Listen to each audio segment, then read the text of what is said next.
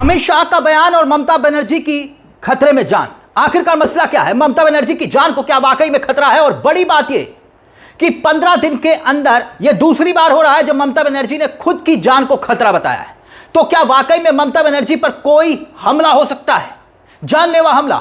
ममता बनर्जी आखिरकार इतना बड़ा दावा क्यों कर रही है, जिसके बाद चुनाव आयोग की सबसे बड़ी कुर्सी पर बैठे ज्ञानेश कुमार तक पर सवाल खड़े हो रहे हैं। बकायदा रातों रात एक बार फिर से 184 पुलिस अफसरों का ज्ञानेश कुमार ने ट्रांसफर कर दिया चुनाव आयोग ने। और यह पहली बार नहीं है, मगर सबसे पहले अमित शाह का बयान, जिसके बाद यह सियासी तूफान उठा और खुद कांग्रेस से लेकर आरजेडी यानी कि तेजस्वी यादव तक ममता बनर्जी के समर्थन में आकर खड़े हो गए। देखिए, सबसे पहले अमित शाह ने क्या कुछ कहा आपकी स्क्रीन पर। अमित शाह ने टीएमसी के खिलाफ चार्जशीट जारी करते हुए एक बात कही थी। क्या कहा था? जब भी चुनाव नजदीक आते हैं ममता बनर्जी विक्टिम कार्ड खेलती है। कभी पैर टूटा है, कभी पैर टूटा होता है, तो कभी सर पर पट्टी बांधी होती है, तो कभी ये बीमारी का नाटक करती है। जनता विक्टिम कार्ड खेलने के इस खेल को समझ चुकी है। फिर इसके बाद ममता बनर्जी मैदान में आती है और बेहद तीखा बयान देती है। ममता बनर्जी ने कहा कि मेरे खिलाफ लगातार नफरत फैलाई जा रही है। ऐसा माहौल मेरी हत्या की साजिश से इनकार नहीं किया जा सकता। और आरोप ममता बनर्जी ने यह लगाया कि राजनीतिक विरोधी ना सिर्फ उनकी छवि खराब करने की कोशिश कर रहे हैं, बल्कि उनकी सुरक्षा को लेकर भी कई गंभीर खतरा पैदा कर रहे हैं। अब याद करिए, 14 मार्च ये वो तारीख थी जब मोदी की रैली हुई, प्रधानमंत्री नरेंद्र मोदी की, और जब ममता सरकार में ही मंत्री डॉक्टर शशि पांडे के आवास पर हमले का दावा होता है। वो तस्वीरें याद आई? टीएमसी और बीजेपी के कार्यकर्ता एक दूसरे पर पत्थर बरसा रहे थे। याद करिए वो तस्वीरें। और ममता बनर्जी इस घटना के बाद एक बात कहती थी। उन्होंने ये बात कही थी कि अगला निशाना उन्हें आशंका है कि उनका घर हो सकता है। लेकिन 15 दिन के भीतर दूसरी बार ऐसा हुआ कि ममता बनर्जी ने अपनी हत्या की साजिश की आशंका जताई है। अब इस बयान के बाद कांग्रेस हो या फिर आरजेडी, तेजस्वी यादव खुलकर बीजेपी पर निशाना साध रहे हैं, यह कहते हुए कि भारतीय जनता पार्टी ने विपक्ष के नेताओं के खिलाफ एक गंदी राजनीति को जन्म दिया है और ममता बनर्जी की जान अगर खतरे में है तो यह बड़ा सवाल खड़ा करता है। सुनिए तेजस्वी यादव क्या कुछ कह रहे हैं। देखिए, अगर वो कह रही हैं तो उनकी बात को गंभीरता से लेना चाहिए। अगर वो कोई बात कह रही है तो गंभीरता से इस बात को लेनी चाहिए। और देखिए, हम लोग सब लोग जान रहे हैं कि ममता बनर्जी जी जो है दोबारा जो है पश्चिम बंगाल में वो चुनाव जीतने जा रही है। केरल में एलडीएफ के साथ हम लोगों का 3 सीटों पर समझौता हुआ है। 3 दिवसीय प्रचार का कार्यक्रम है। केरल के बाद झारखंड में भी एक कार्यक्रम है, वहां भी जाना है। वहीं इस बीच एक और बड़ी खबर आई। देखिए आपकी स्क्रीन पर एक बार फिर से कुल 184 इंस्पेक्टर रैंक के अफसरों का तबादला कर दिया गया, यानी एक साथ एक मुश्त। सोमवार को इसमें से 153 अफसर पश्चिम बंगाल पुलिस के हैं, बाकी 31 अफसर सीधे कोलकाता पुलिस से जुड़े हुए बताए जा रहे हैं। ज्यादातर अफसर थानों में इंचार्ज और ऑफिसर इंचार्ज हैं। वहीं इससे पहले याद करिए आप, सबसे पहले क्या हुआ था? मुख्य सचिव का ट्रांसफर। ठीक चुनाव के बाद ज्ञानेश कुमार ने गृह सचिव को पद से हटा दिया था। पुलिस महानिदेशक यानी कि डीजीपी के साथ साथ कई वरिष्ठ अधिकारियों के एक साथ एक मुश्त तबादले किए और यह तारीखों का यहां ऐलान हुआ और उसके बाद यह ट्रांसफर का खेल शुरू हुआ और सभी ममता बनर्जी के करीबी, यह दावा किया जा रहा है, सबको पद से हटा दिया गया। आधी रात 1 बजे मुख्य सचिव, मुख्य चुनाव आयुक्त के ये फैसले होते हैं।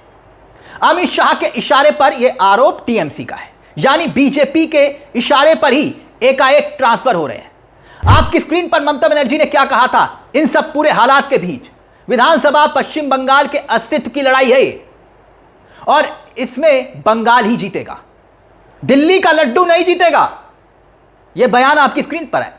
इसको लेकर हर चौक चौराहे पर एक बड़ी चर्चा हुई कि आखिरकार दिल्ली का लड्डू ममता बनर्जी किसको कह रही है, किसको। इसके साथ ही ममता बनर्जी चुनाव आयोग पर भी खूब बरस रही है। याद करिए, हाल ही में चुनाव आयोग को लेकर ममता बनर्जी ने कहा था कि चुनाव आयोग शानदार खेल खेल रहा है, उन्हें सीधा बीजेपी के लिए प्रचार करना चाहिए। ममता बनर्जी ने यह तक कह दिया था कि बावजूद इसके भाजपा के पास कोई मौका नहीं है, इस बार आपकी सीटें पिछली बार के मुकाबले भी कम जाएंगी। ममता बनर्जी के इस हमले के पीछे कुछ वजहें हैं। पश्चिम बंगाल में विधानसभा के चुनाव से ठीक पहले एक और बड़ा फेरबदल करते हुए चुनाव आयोग ने, जैसे कि मैंने आपको बताया कि 16 तारीख की रात को 2 एडीजी 19 आईपीएस अधिकारियों के तबादले का आदेश दिया था। ठीक, अब गौर करिएगा, राजेश कुमार सिंह दक्षिण बंगाल का नया डीजीपी उनको नियुक्त किया गया। वहीं जयरमन उत्तर बंगाल का एडीजी उन्हें बनाया गया। दोनों 1997 रैंक के अधिकारी हैं। और इसी तरह दुर्गापुर, हावड़ा, हुगली, चंद्रनगर तमाम पुलिस कमिश्नरों को अलग अलग जगह भेजा गया। 12 जिलों के एसपी भी चुनाव आयोग ने बदल डाले थे।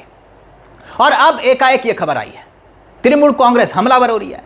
मगर ध्यान दीजिए, अब विधानसभा के चुनाव 5 राज्यों में हो रहे हैं, ठीक, लेकिन सबसे ज्यादा ऑब्जर्वर चुनाव आयोग ने कहां नियुक्त किए?